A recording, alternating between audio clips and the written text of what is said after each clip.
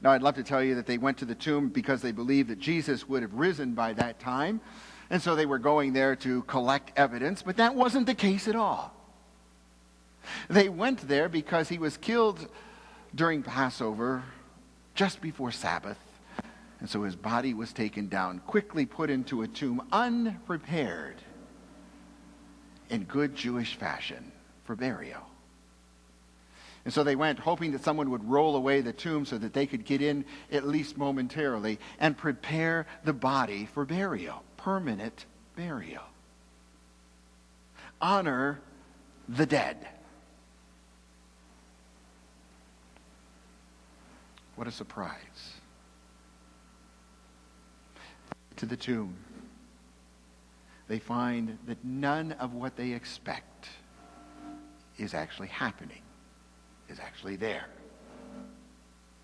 Now, God, who spoke to all of these characters that we've been talking about the last few weeks, still speaks today. He speaks as loudly, as boldly, as pointedly today as he's ever spoke. But are we listening?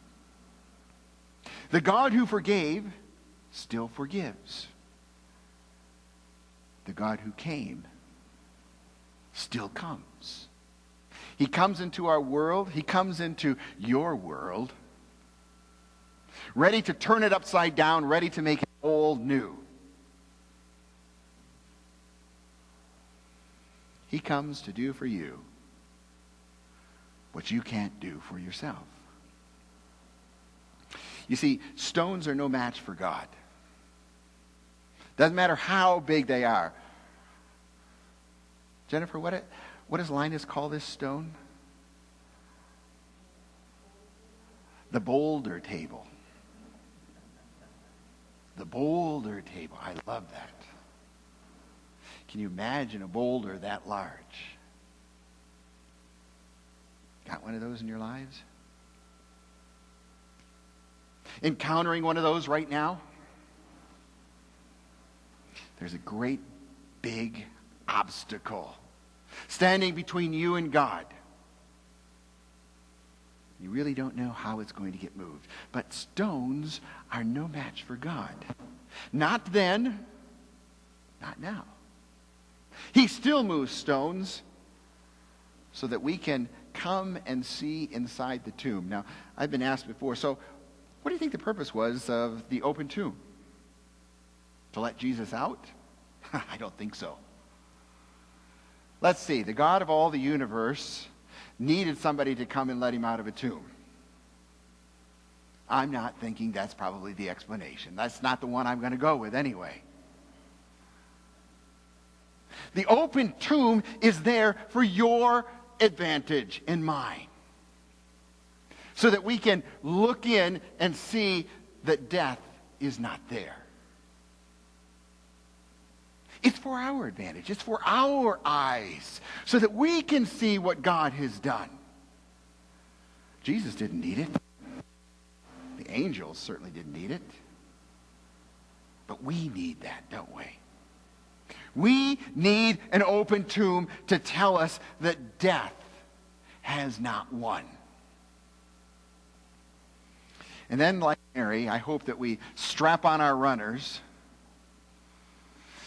Yes, I'm using our Canadian phrase for tennis shoes. We don't have tennis shoes, we have runners in Canada. But that makes a whole lot more sense.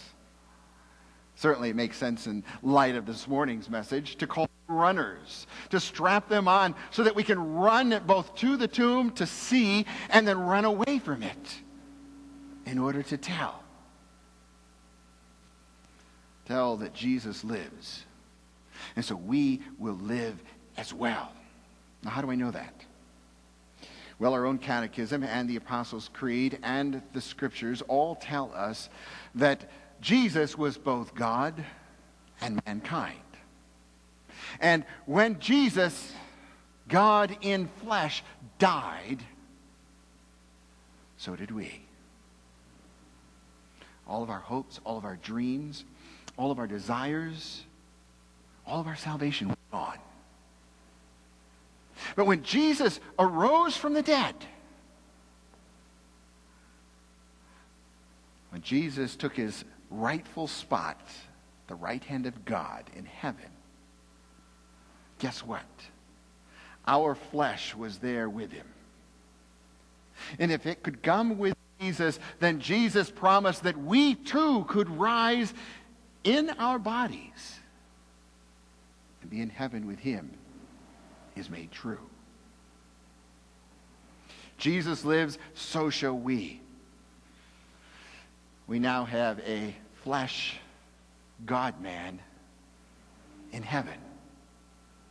Therefore, the hope and the possibility is ours that our flesh too can live in heaven. So when Mary watched Jesus die on the cross, what do you think her emotion was? Let's take a look at that. My thinking is she was probably a pessimist at that point. She'd been following Jesus around all of this time. She had pinned all of her hopes, all of her dreams, all of her aspirations on this one man. She probably even thought, like many of his disciples, that he would liberate their people from the Romans. You ever notice how that happens? Our dreams for what we want from God are so small. All they wanted was liberation from the Romans. And Jesus came telling them that he was going to give them so much more. He was going to liberate them from their sins. Whew. That's big. And so when Mary comes, all of this happens when he is crucified. The pessimist Mary mourns her loss. The loss of her friend, the loss of her leader, the loss of her Messiah, the loss of her Redeemer, and most of all, the loss of a better hope for a better future. That's a pessimist, isn't it? When we believe that the future will not get better, it's only going to get worse, then we are pessimists. And we don't want to be pessimists, do we? You hear preachers telling you all the time, you shouldn't be a pessimist. So what should we be? Well, some would say an optimist, and I think that Mary became an optimist. When she shuffled off to the tomb, I think she became an optimist. She hoped that there would be a better future outcome someday. Unfortunately for her, she didn't think it was going to be that day. But she was optimistic that it would happen someday. If God could raise up this Jesus, if he could do what he did, then God could do it again. Somehow, sometime, somewhere, God would intervene and things would get better. That's an optimist, isn't it? Believing that things will eventually get better. So, are you an optimist or are you a pessimist? I don't need to show hands. You don't need to tell me. Just think about it. Make your choice. Lock in your answer. Oh, sorry, wrong show. Let me offer you a third choice. Maybe, rather than an optimist or a pessimist, you could be a Christian. Now, what do I mean by that? Well, if you're an optimist or a pessimist, you believe that the world will eventually get better or it'll get worse. That humankind is essentially good or it's essentially evil. But a Christian says Christ has risen. And that changes everything. Nothing is the same as what it was yesterday. Nothing is the same as what it was a century ago or a millennium ago or 2 millenniums ago. God in the flesh died for us. Now think about this. How bad must humanity have been that the only way God saw out was for his Son to die in our stead? How bad must we have been if that's the only price that could have cleared up that debt.